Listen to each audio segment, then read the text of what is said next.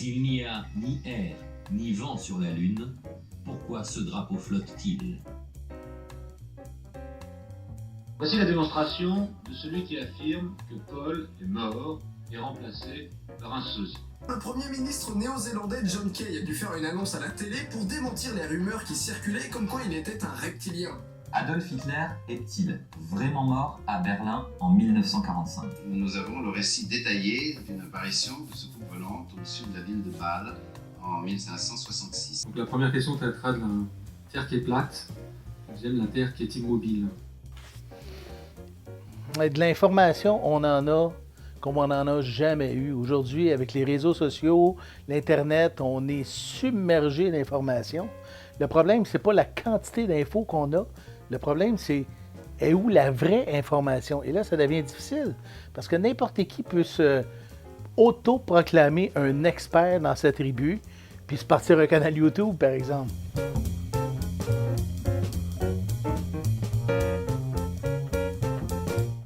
Quand j'étais dans la vingtaine, j'ai un ami athée qui m'a mis au défi de prouver l'histoire de Jésus. Il n'y avait pas d'Internet, pas de YouTube à cette époque-là. Fait que j'ai fouillé, j'ai cherché, savez-vous quoi, j'ai voulu rester le plus objectif possible. Et malgré tout ça, ben j'ai été vraiment surpris. Franchement, j'ai été vraiment surpris. Mais quand on parle d'une histoire, là, quelque chose qui est arrivé, on ne peut pas prendre une méthode scientifique régulière, c'est-à-dire faire des expériences puis des essais.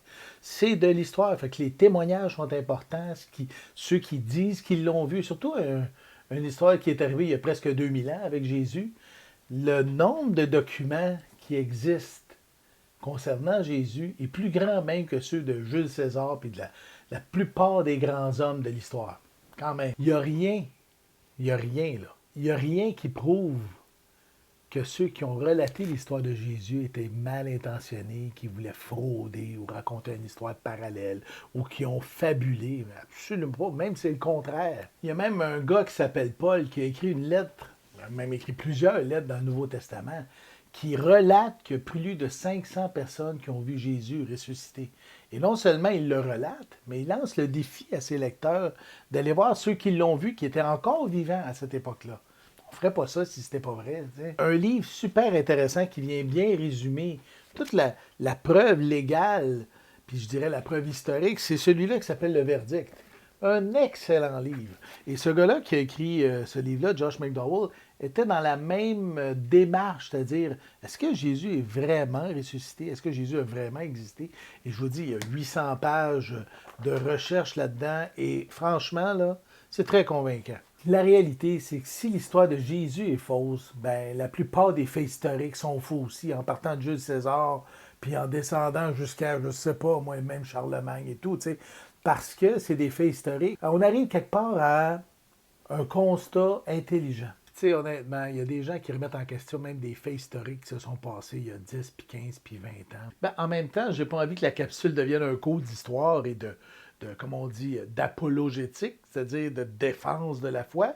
Je te parle de mon expérience. Je ne veux pas t'imposer le résultat de mes recherches. Je veux juste te dire, fais tes recherches. Aujourd'hui, on a une époque où les fake news, les conspirations, YouTube, tout le monde donne son opinion. Mais c'est important quand on parle de Jésus parce qu'il y a un côté spirituel à ça, de dépasser juste l'opinion des gens et d'aller chercher des faits. Moi, j'ai fait mes recherches et je suis arrivé à la conclusion que Jésus a vraiment existé, qu'il est vraiment ressuscité. Et ça, ben, ça implique quelque chose de fantastique, c'est qu'il est vivant. Il est toujours vivant aujourd'hui et c'est le sujet de la prochaine capsule.